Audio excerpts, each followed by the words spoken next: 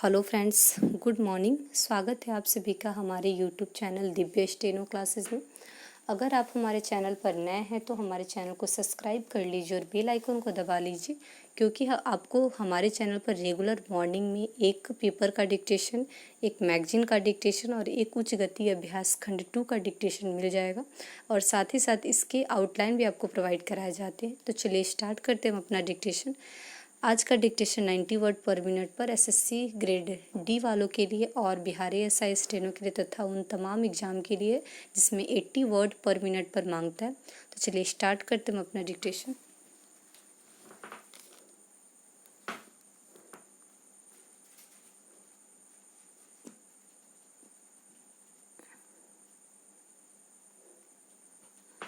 Start. Covid महामारी की दूसरी लहर से आज पूरा देश जूझ रहा है। इससे निपटने के लिए जो भी करना आवश्यक था या फिर जिन भी चीज़ों की ज़रूरत थी, प्रधानमंत्री नरेंद्र मोदी की सरकार ने अपना दायित्व निभाते हुए वह सब किया है। मुश्किलें दूर करने और जान के नुकसान को कम करने के लिए त्वरित, ठोस और समग्र कदम उठाए जा रहे हैं। संक्रमण में अप्रत्याशित वृद्धि के बावजूद युद्ध स्तर पर इससे निपटने के लिए तमाम प्रयत्न किए जा रहे हैं। हम सब ने देखा कि पिछले साल मोदी सरकार ने किस तरह पहली लहर को उस वक्त थामा था जब भारत मेडिकल इंफ्रास्ट्रक्चर से जूझ रहा था। पहली लहर की विभीषिका के जाते ही व्यवस्था में कुछ ढील दी गई ताकि आर्थिक चक्र को गति दी जा सके। हालांकि केंद्र की ओर से लगातार राज्यों को कोविड के प्रति सतर्क किया जाता रहा। केंद्र सरकार ने सभी राज्यों की सरकारों के साथ कई बार बैठक की और उनसे बार बार आग्रह किया कि वे अपने अपने राज्यों में सार्वजनिक स्थलों पर कोविड के दिशा निर्देश का पालन सुनिश्चित कराएं। पहली लहर के जाते ही कुछ राज्यों ने जो कोविड सेंटर पिछली बार तैयार किए थे उन्हें बंद कर दिया। वहां लगे वेंटिलेटर और मशीनों को पैक कर दिया। जब जनवरी में टीकाकरण की शुरुआत हुई तो इसको कोरोना पर अंतिम प्रहार माना गया, लेकिन इसके साथ ही शुरू हुई लापरवाही और सियासत।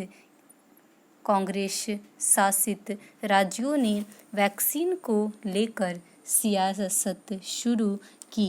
केंद्र सरकार पर हमले होने लगे, जहां महाराष्ट्र की उद्धव सरकार वसूली और अन्य मामलों पर ध्यान देने लगी, तो वहीं दिल्ली की केजरीवाल सरकार ने पंजाब और उत्तर प्रदेश की विधानसभा चुनाव नजर आने लगा।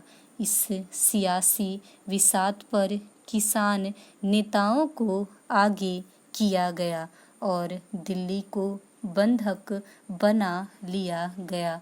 कृषि सुधार कानूनों के विरोध के नाम पर सियासत को प्राथमिकता दी गई और कोरोना को नज़रअंदाज किया जाने लगा। इसका नतीजा यह हुआ कि कोरोना ने फिर वापसी की। आजकल यह गलत विमर्श चलाया जा रहा है कि केंद्र सरकार ने इससे निपटने के लिए कुछ नहीं किया और इससे अनभिज्ञ बनी रही। मालूम हो कि केंद्र सरकार ने महाराष्ट्र, छत्तीसगढ़, केरल, बंगाल की सरकारों को 5-7 जनवरी 2021 के बीच ही पत्र लिखकर कोरोना के बढ़ते मामलों पर कड़ी नज़र रखने को कहा था। उसी दौरान केंद्र की एक उच्च स्तरीय समिति ने केरल जाकर स्वास्थ्य सेवाओं की समीक्षा की थी। केरल और महाराष्ट्र में फिर से ऐसी टीम भेजी गई थी।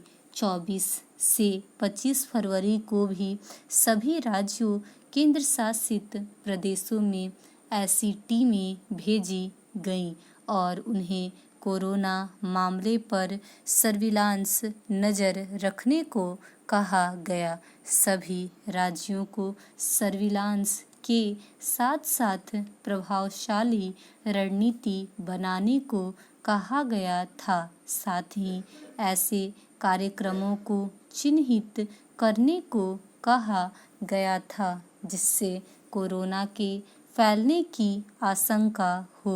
कोरोना की दूसरी लहर से निपटने से जुड़ी तैयारियों को लेकर केंद्र ने पहले ही 9 बैठकें की थी। इन बैठकों में खुद प्रधानमंत्री नरेंद्र मोदी या प्रधानमंत्री कार्यालय की तरफ से कोई प्रतिनिधि शामिल होते थे।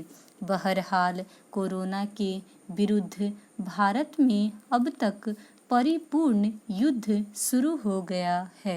केंद्र और राज्यों की सरकारें वे चाहे किसी भी पार्टी की हो अपनी कमर कसके कोरोना को हराने में जुट गई हैं।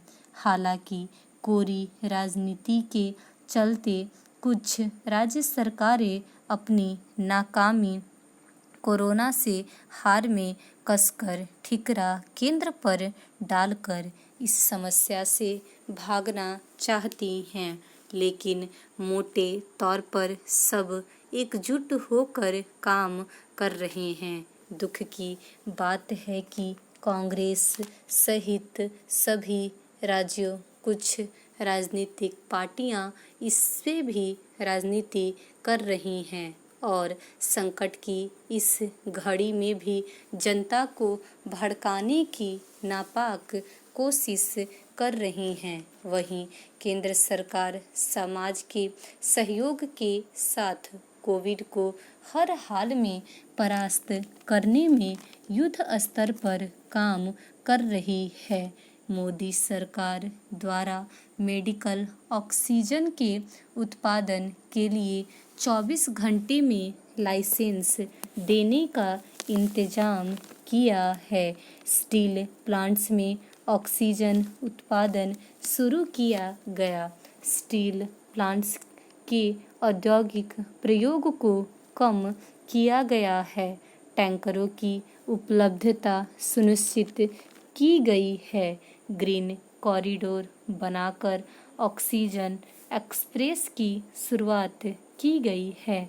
सभी राज्यों में सक्रिय कोरोना मामलों को लेकर भविष्य के आंकड़ों का अनुमान लगाया गया था और उसी हिसाब से उन्हें ऑक्सीजन का कोटा भी मिला था, लेकिन राज्यों में मात्र 5 दिनों के भीतर इसकी मांग काफ़ी बढ़ गई। लिहाजा 24 अप्रैल 2021 को ऑपरेशन ऑक्सीजन की शुरुआत की गई। इसके अलावा 25 अप्रैल 2021 को हर जिले में ऑक्सीजन प्लांट लगाने का फैसला लिया गया। पीएम केयर्स फंड से 1 लाख पोर्टेबल ऑक्सीजन कंसंट्रेटर भी खरीद और ऑक्सीजन संयंत्रों की स्थापना की जा रही है। ऑक्सीजन गैस के टैंकरों को लिक्विड ऑक्सीजन टैंकरों में बदलने की अनुमति दी गई है।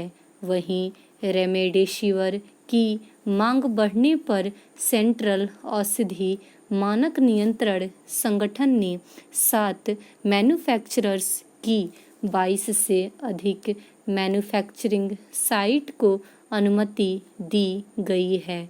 कोविड को रोकने में टीकाकरण एक महत्वपूर्ण कदम है, लेकिन अफसोस है कि इसमें भी कुछ दलों ने सियासत की। उन्हें वैक्सीन के खिलाफ देश को गुमराह किया। केंद्र सरकार ने टीकाकरण अभियान के तहत अब तक राज्यों, केंद्र शासित प्रदेशों को 28 अप्रैल तक करीब 16 करोड़ कोरोना रोधी टीके मुफ्त दिए हैं। केंद्र ने राज्यों को और टीके मुफ्त भेजने की गारंटी दी है। टीकाकरण का तीसरा चरण शुरू हो गया है। सभी राज्यों को चाहिए कि वे एक साथ आएं, टीकाकरण को अंजाम दें और नागरिकों की सुरक्षा की दिशा में काम करें। यह समय राजनीति का नहीं है। आइए हम सब मिलकर इस त्रासदी के खिलाफ निर्णायक जंग को अंजाम तक पहुंचाएं।